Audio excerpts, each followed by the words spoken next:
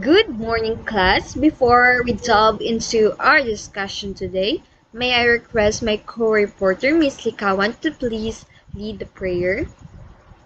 In the name of the Father, the Son, the Holy Spirit. Amen. In Jesus we pray. Amen.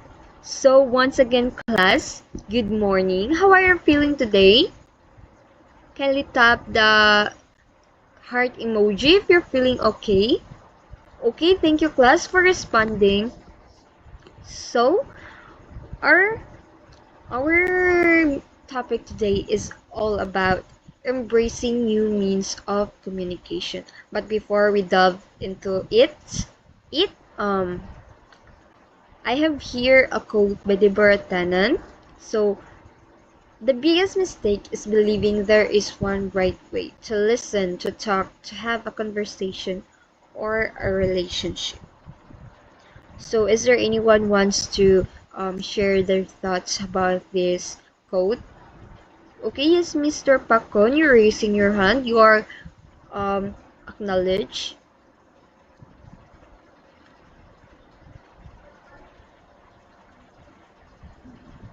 Okay, thank you.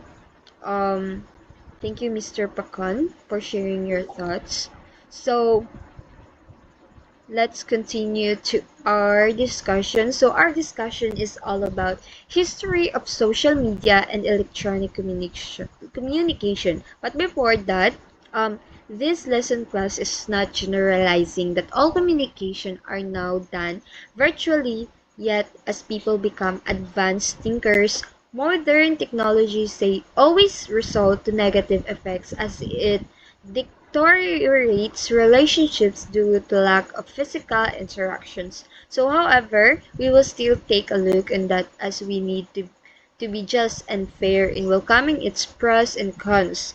But of course, mostly it is pros. So, to continue, so history of social media and electronic communication. So, looking back at the history of communication class, way back in 550 BC, written correspondence or letters delivered by hand from one person to another was the earliest mode of communicating over long distance. So the earliest postal system was created was created in 550 BC in ancient Persia, where the Persian king Cyrus the Great.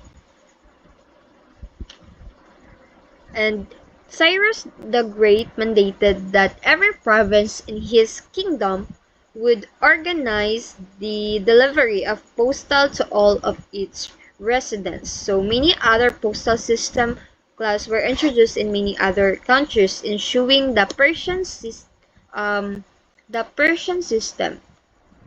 But then Rome established the first documented postal service. So during the time of Augustus Caesar, mails were delivered by light carriages pulled by horses.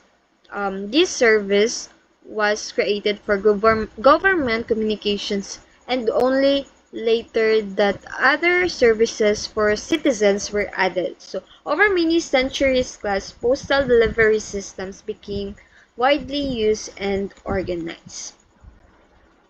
So up to late 1830s and 1840s, single-wire telegraph system was invented that was based on European telegraphs.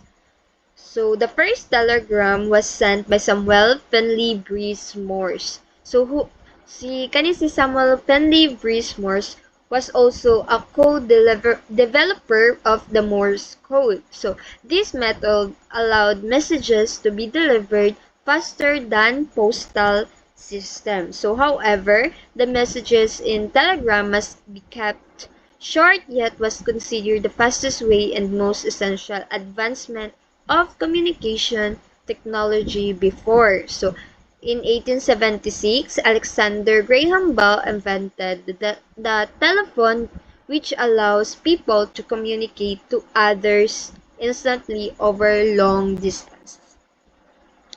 So, in 20th century came and technology began to advance rapidly. So the first supercomputers were invented in the 1940s. So when engineers started to create networks between computers. So GCR Licklider in 1960, I'm yeah, 1960 described this network of computers connected to one another by wideband communications line, provided the function of today's libraries together with expected advances in information storage and retrieval and other symbiotic functions, or what we call now the internet. So the first network link was established in 1969 from 4 network host computer called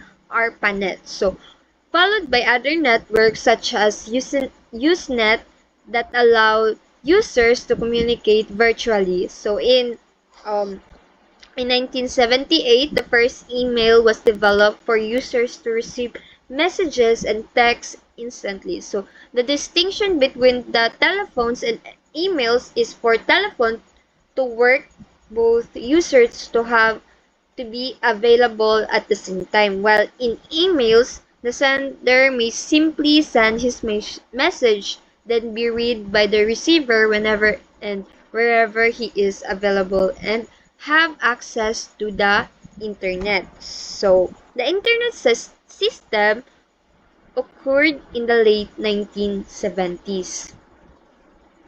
Sorry.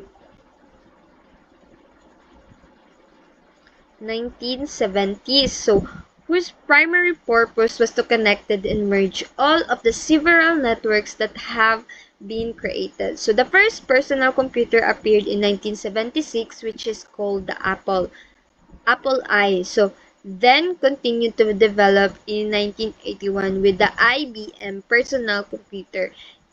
In the late 1980s, the first internet service provides companies were um, created, and the first internet was unlocked for non-government use like America Online.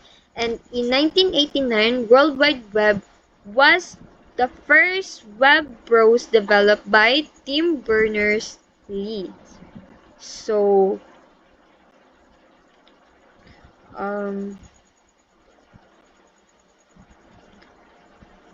why use social media?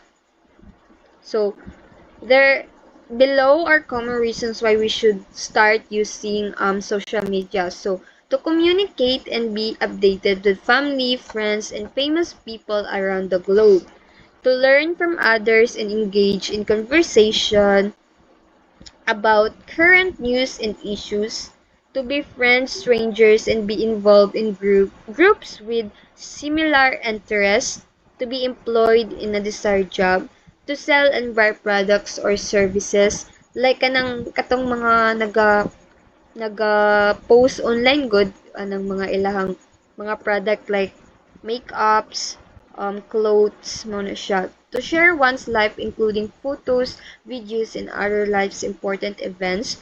To be heard and be known in a field. To express oneself, influence people based on your own belief.